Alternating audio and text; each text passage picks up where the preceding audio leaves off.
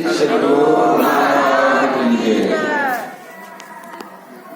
लोग उच्च स्वर में जयकार करें।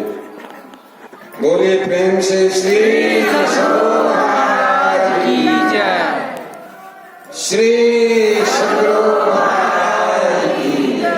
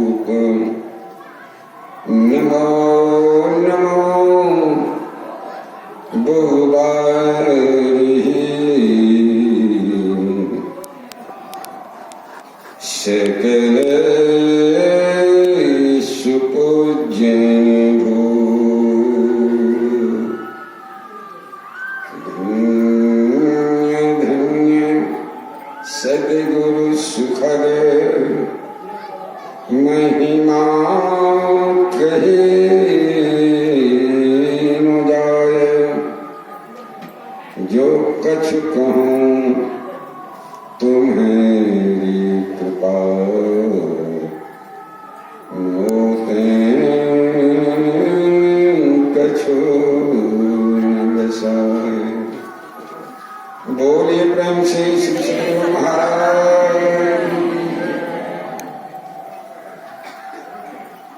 विश्व वंदनीय त्रैलोक्यपावन आराध्य देव पूज्य महात्मा गण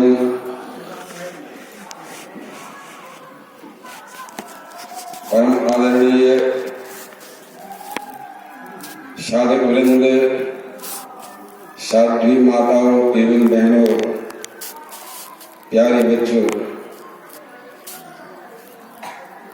यह पवित्र स्थल सत्संग मंदिर के प्रांगण में सप्त दिवसीय ध्यान सत्संग का आयोजन या आयोजकों की ओर से, और इस आयोजन में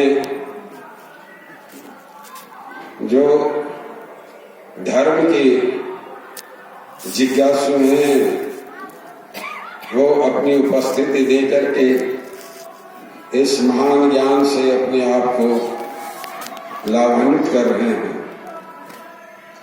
यह हम लोगों का परम सौभाग्य है जो इस आयोजन को करता है, करवाता है, वो महान पुण्य के भागीदारी बनते हैं। आज का जो प्रतिपाद्य विषय है वह पाठ के क्रम में सुन चुके हैं और उसका विश्लेषण भी हुआ। हमारे नवल किशोर बाबा बड़े ही मर्मस्पर्शी ढंग से इसका विश्लेषण कर रहे थे। माइक मेरे सामने है लेकिन माइक के लाइक में नहीं हूं।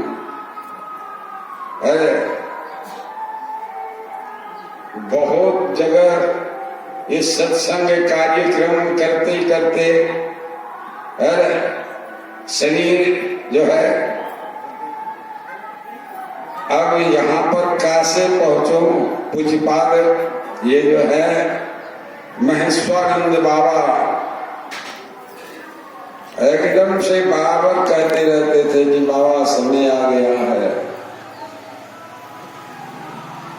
मन जो है यह आगे पीछे चल रहा है कि चलना तो आवश्यक है, क्योंकि वचन में झूठा नहीं हो जाए, इसलिए चलना है।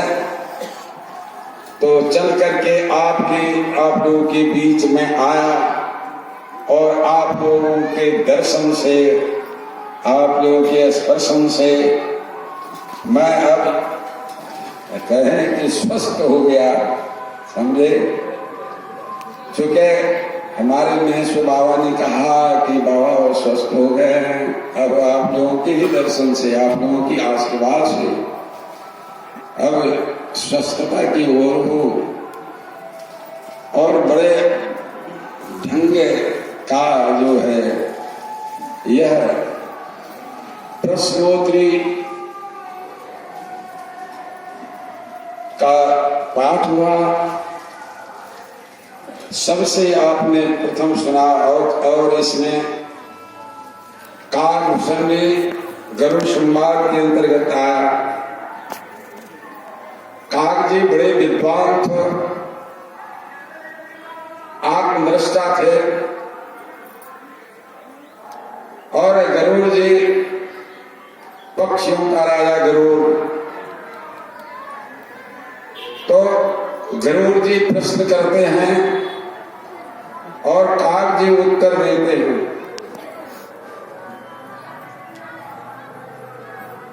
सुना गया पाठ में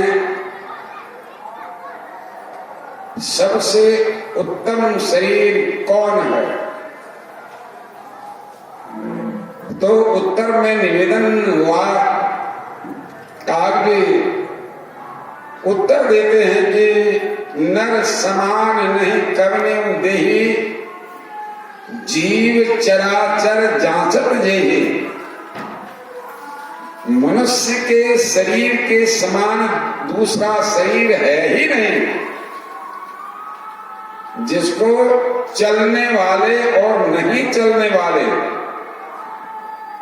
सभी चाहते हैं। चलने वाले मनुष्य हैं, पशु हैं, पक्षी हैं, और नहीं चलने वाले आप देखते हैं वृक्ष हैं, पहाड़ हैं, वो सब भी मनुष्य शरीर ही चाहते हैं। यहां तक कि देवता भी मनुष्य शरीर ही चाहते हैं। क्यों? देवताओं को तो मनोवांछित फल की प्राप्ति होती है, और हम मानवों के सामने बड़ी भारी समस्या है। चाहते हैं सुख, आ जाता है दुख। तो फिर देवता क्यों चाहते हैं मनुष्य शरीर? इसके उत्तर में निवेदन है कि मनुष्य शरीर ही एक ऐसा शरीर है जिससे भक्ति करके मुक्ति को प्राप्त किया जाता है, देवता के शरीर से नहीं। इसीलिए कहा ब्रह्मा विष्णु महेश्वर कहिए इनसे लागे काई, इनके भरोसे मत कोई रहिए, इन्होंने मुक्ति पाई। ये मुक्त रूप नहीं है, इनको मोक्ष नहीं मिला। अब मानसार मास में वर्णन करते हैं, जग पेखन तुम्हें देख निहारे, विधि हरि शंभो नचावन हारे। संसार एक तमाशा है, तुम देखने वाले हो, ब्रह्मा विष्णु महेश को भी नचाने वाले हो। त्यों ने जाने ही मर तुम्हारा, और तुम्हें को जानने हारा। फिर कहा सोई जाने हूं जेहु देहु जनाई, नहीं तुम ही हो जाए। जिसको आपने जना दिया वह जान करके वही हो गया। ब्रह्मविद ब्रह्म। यह मनुष्य शरीर से ही हो सकता है, अन्य शरीरों से अर्थात देवताओं के शरीर से भी यह होना संभव नहीं है। इसीलिए मनुष्य शरीर के समान दूसरा कोई शरीर है ही नहीं। मनुष्य शरीर आप देखे हैं इस सत्संग में कितने लोग आए हैं, सारे के सारे लोग आकर के भक्त जन आकर के सुनते, सुन करके समझते हैं, समझ करके करते हैं। इसलिए गोस्वामी जी ने क्या लिखा, सुनी समझहि जन मुदित मन मज्जहि अति अनुराग लह चारि फल अछत तनु साधु समाज प्रयाग। पहली बात है कि सुनना। सुनना किस वास्ते? सुनना होता है समझने के वास्ते।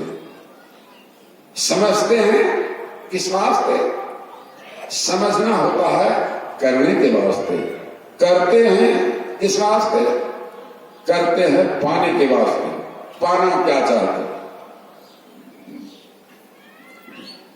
सौ की मनसा है कि मैं शांति में सुख मिले। कोई ऐसे व्यक्ति हैं जो कहते हैं कि अशांति में दुख मिले, किसी की ऐसी मानसा नहीं है। सभी चाहते हैं कि हमें शांति में सुख मिले। इस वास्ते उस सुख को प्राप्त करा देने में यह सर्वोपरि है। इसलिए सुनने के लिए आते हैं।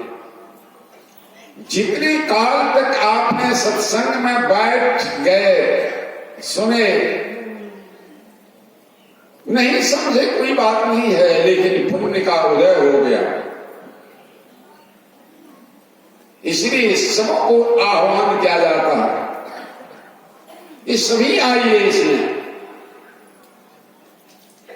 कोई भी हो, मांस मछली अंडा गंडा शराब ताड़ी खैनी बीड़ी खाने वाले कोई हो, अरे पाप से नफरत है, पापी से नहीं। पापी से नफरत करेंगे तो उसका उद्धार कैसे होगा? सभी आइए, सबों का सुधार होगा। आकर के बैठ करके सुने, सुन करके समझें, समझ करके करें। समझ करहि कह भल सब कोई। जो समझ करके करता है उसको श्री भला कहते हैं। सहसा कर पाछे पछताहि कहहि वेद बुध ते बुध नहीं। एकाएक कर लिया, पीछे पश्चाताप करता है, उसको कौन बुद्धिमान कहते हैं? इसलिए इसी कार्य को करने के पहले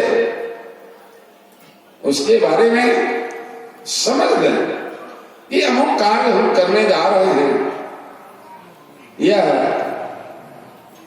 आगे कैसा रिजल्ट होगा, फल कैसा मिलेगा। अपने से अपने फैसला नहीं कर पाते हैं तो विचारकों से विचार लेते हैं। यहां आप देखते हैं संत मत में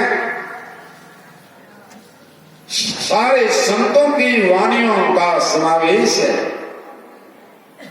किसी एक संत की वाणी पर यह संत मत आधारित नहीं है। सारे संतों का जो मत है वही है संत मत। इस वास्ते संतों के विचार को सुनते हैं। और संत मत जो है किसी मत का खंडन नहीं करते हैं। एक समय की बात है,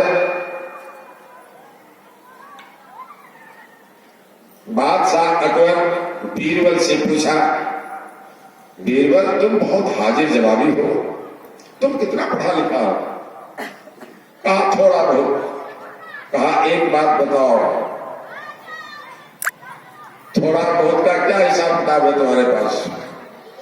जहां अधिक लोग पढ़े लिखे होते हैं वहां मैं थोड़ा हो जाता हूं, जहां कम पढ़े लिखे लोग होते हैं वहां मैं बहुत हो जाता हूं। ये थोड़ा बहुत का हिसाब किताब मेरे सामने। कहा तुम बहुत चालाक हो। एक लंबी रेखा जमीन पर खींचा बादशाह अकबर। कहा इस रेखा को छू नहीं, मेटो नहीं, छोटा कर दो। बादशाह अकबर जो लकीर खींचा था उसी के समांतर एक लंबी लकीर खींच दिया बीरबल ने। कहा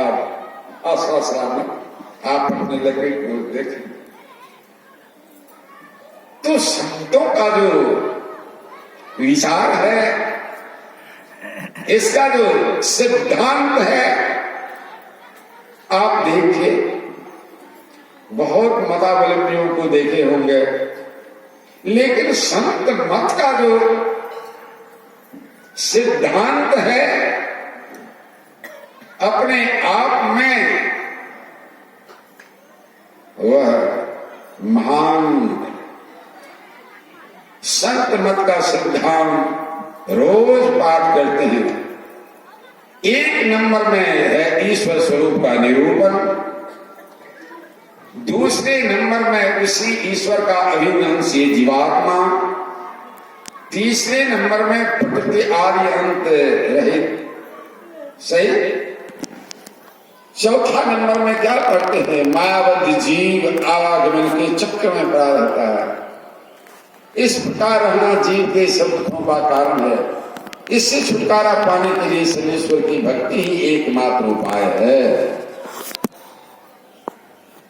पांचवा नंबर में है कि यह विधि कर मानस जप मान ध्यान ऋषि साधन योग की क्रिया करके। और छठा नंबर में है कि निषेध जो नहीं करना है वह क्या नहीं करना है? झूठ चोरी नशा हिंसा व्यभिचार। इन पंच पापों से अपने आप को जितने अंशों में बचा करके रखेंगे उतने अंशों में आपके अंदर में पवित्रता आएगी, और जितनी पवित्रता आपके अंदर में आएगी उतना ही आप ध्यान योग में आगे बढ़ेंगे। और फिर सातवां नंबर में जो है वह क्या? एक ईश्वर पर अचल विश्वास, पूर्ण भरोसा, अपने अंतर में ही उनकी प्राप्ति का दृढ़ निश्चय रखना, सदगुरु की निष्कपट सेवा, सत्संग और दृढ़ ध्यानाभ्यास, इन पांचों को मोक्ष का कारण समझना चाहिए। एक सर्वेश्वर पर अचल विश्वास। सर्वेश्वर के रूप कौन है? सर्वेश्वर रूप गुरु भगतन को तारण। सर्वेश्वर के रूप गुरु महाराज गुरु है। आपने ईश्वर को देखा है? नहीं, गुरु महाराज को तो देखा। सगुण स्वरूपी ईश हो, सबको नजर निहाल, गुरु धन्य है, गुरु धन्य है, गुरु धन्य दाता दया। सगुण साकार में ईश्वर है परमात्मा। सारी विनय प्रार्थना और उनके ही सामने करें, उनके ही सामने हाजिर करें। क्या विनती में गाते हैं? प्रेम भक्ति गुरु दीजिए विनम्र कर जोड़िए, पल पल छोड़ न छोड़िए, सुनिए गुरु कोरी। कितना विशालता लिए हुए यह शब्द है। एक पल भी हमें न छोड़े, नो पल बिछड़े पिया हमसे, नो हम बिछड़े प्यारे से। पल पल छोड़ न छोड़िए। मेरा भाई क्या कहा, बसो मेरे नैनन में नंदलाल। जब नैनन में नंदलाल बस गया, जगह कहां है दूसरे को बसाने के लिए।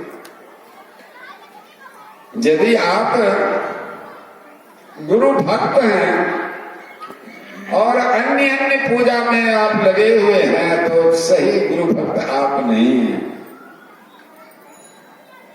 इसलिए एक की पूजा करिए, एक।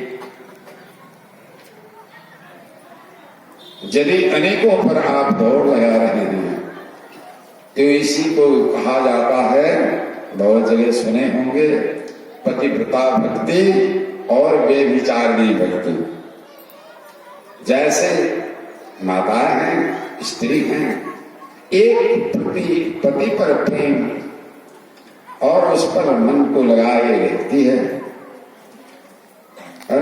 मन से, वचन से, कर्म से, काय वचन मन पति पर प्रेमा। अरे आप जानते हैं रामायण में वर्णन है, सीता जी को पास बिठा करके और अनुसुईया जी पातिव्रत्य धर्म का उपदेश किया। तो अब देखिए कितना उत्तम ज्ञान देते हैं। एक का एक रखो और दूसरी संसार में जो पुरुष वर्ग है, भाई के सदृश देखें, पिता के सदृश देखें, पुत्र के सदृश देखें, जो जिस केस का है, तो मन में विकार उत्पन्न नहीं होगा। अरे इसी वास्ते कहा जाता है कि पति पिता भक्ति एक पति में ही लगाए जाते हैं। और ठीक वैसे ही जो भक्त होते हैं एक गुरु में अपने आप को लगाए हुए रखते हैं। एक गुरु की उपासना में सबकी उपासना, लेकिन विश्वास होता है क्या? कितने अंशों में विश्वास होता है? 13 टुकड़ी घर में तो गोसाई है, चाहे कोई हो, तो विश्वास ही नहीं होता। हमारे गुरुदेव लिखते हैं पदावली में कि देवी देव समस्त पूर्ण ब्रह्म परम प्रभु गुरु में करें निवास, कहते हैं शब्द से।